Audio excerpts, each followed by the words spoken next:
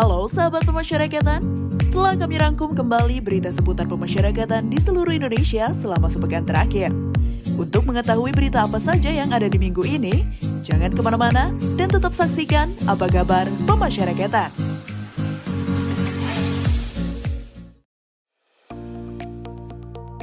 Satu, bimbing anak persiapkan masa depan cerah di Jenpas bentuk rumah singgah. Dalam rangka mempersiapkan masa depan cerah bagi anak yang berhadapan dengan hukum, Direktorat Jenderal Pemasyarakatan terus membekali anak dengan pendidikan dan keterampilan yang memadai. Salah satunya dengan mengusung konsep rumah singgah sebagai alternatif penampungan kegiatan pembinaan anak yang berada di luar lapas dan rutan. Rabu, 9 Februari 2022, Ditjenpas melaksanakan bimbingan teknis program pembentukan rumah singgah dan unit usaha Balai Pemasyarakatan di Jakarta. Kegiatan ini dibuka oleh Direktur Bimbingan Kemasyarakatan dan Pengentasan Anak Liberty Sitinja. Kegiatan dihadiri oleh 17 perwakilan dari 5 Bapas se-Indonesia, 10 perwakilan pemerintah daerah, dan 8 kelompok masyarakat peduli pemasyarakatan atau Pokmas Lipas. Ditjenpas telah menetapkan 5 wilayah percontohan pembentukan rumah singgah di berbagai daerah Indonesia yang menjadi program prioritas nasional 2022. Selain sebagai tempat pembinaan, rumah singgah ini akan dijadikan penampungan bagi anak yang telah selesai menjalani pembinaan di lembaga pemasyarakatan khusus anak, akan tetapi belum dapat kembali ke rumah orang tua atau keluarganya. Rumah singgah juga menjadi wadah bagi masyarakat untuk ikut serta dalam mendukung implementasi keadilan restoratif dengan mengedepankan pemidanaan alternatif.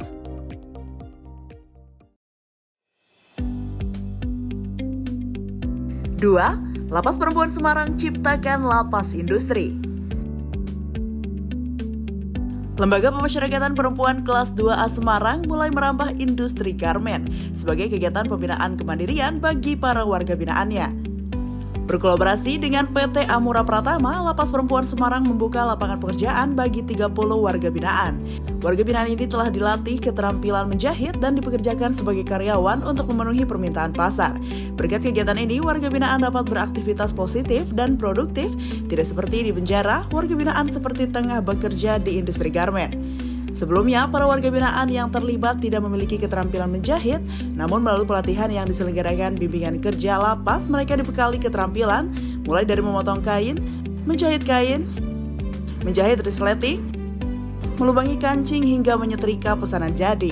Saat ini, warga binaan tengah sibuk mengerjakan 2.281 seragam sekolah dan 3.180 jaket pesanan PT Amura dari Yayasan Alfa Bina Warga Indonesia.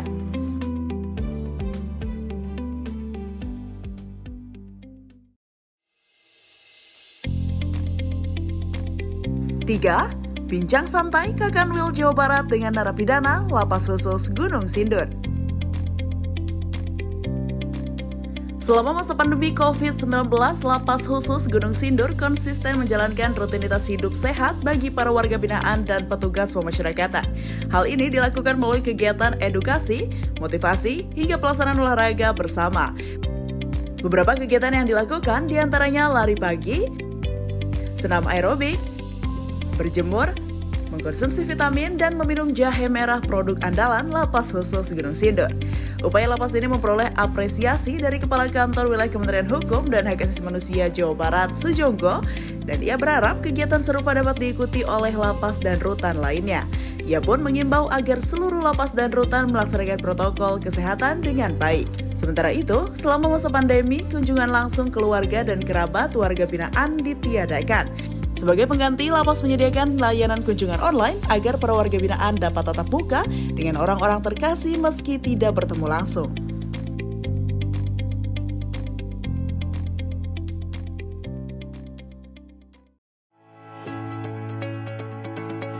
4. Hujan lebat dan tangisan haru orang tua iringi pembaretan tunas pengayoman. Kantor Wilayah Kementerian Hukum dan Hak Asasi Manusia Riau melaksanakan pembaretan terhadap 107 tunas pengayoman angkatan 2018 dan 2019 yang berasal dari berbagai unit pelaksana teknis bertempat di Garuda Outbound. Kegiatan diselenggarakan selama 2 hari. Pembaretan ini bertujuan untuk membentuk fisik dan mental tunas pengayoman menjadi tangguh. Selain itu, mengajarkan mereka untuk selalu menjaga integritas dan loyalitas dalam menjalankan tugas. Setiap tunas pengayoman harus menjadi ASN yang berintegritas dan selalu menjaga kejujuran, serta selalu meningkatkan kompetensi, terutama yang berkaitan dengan mendukung pelaksanaan tugas sehari-hari. Rangkaian kegiatan pembaretan dilanjutkan dengan prosesi bakti orang tua, di mana setiap terus pengayoman diminta untuk membasuh kaki orang tua. Prosesi bakti orang tua ini berlangsung hikmat dan sakral, serta cukup menguras emosi. Kegiatan pembaretan ditutup dengan penghormatan dan mencium bendera merah putih, serta bendera pengayoman.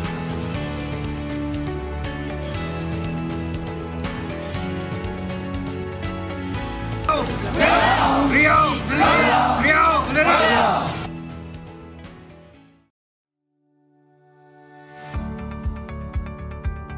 49 petugas Lapas Banyuwangi ikuti pelatihan fisik, mental, dan disiplin.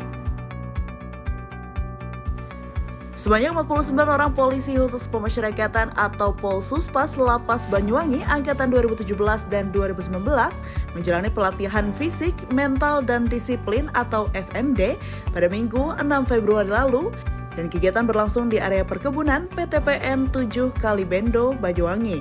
Kepala Lapas Banyuwangi Wahyu Indarto mengungkapkan kegiatan dilaksanakan untuk meningkatkan kinerja, kerjasama, serta kepedulian antar petugas Lapas Banyuwangi. Selain itu, agar Polsuspas menanamkan tata nilai pasti dan core value berakhlak dalam pelaksanaan tugas.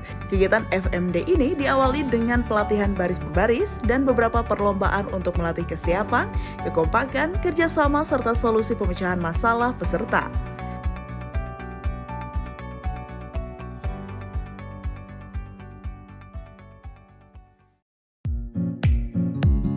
Sahabat pemasyarakatan, sekian informasi yang dapat kami sajikan di minggu ini.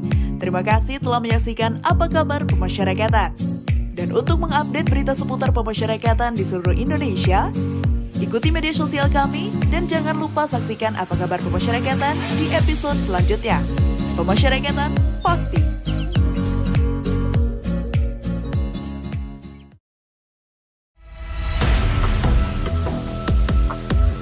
Sahabat pemasyarakatan, jika kamu ingin mendapatkan informasi atau data terkait pemasyarakatan seperti berapa sih jumlah UPT pemasyarakatan di Indonesia dan berapa sih jumlah narapidana yang ada di Indonesia, Direktorat Jenderal Pemasyarakatan menyediakan layanan SDP Publik dengan fitur jumlah UPT dan sebarannya, jumlah penghuni, warga negara asing, tingkat hunian lembaga pemasyarakatan dan rumah tahanan negara, anak, data warga binaan pemasyarakatan, perawatan, Bapas, pengelolaan basan dan baran, sumber daya manusia, anggaran dan realisasi, dan overstaying.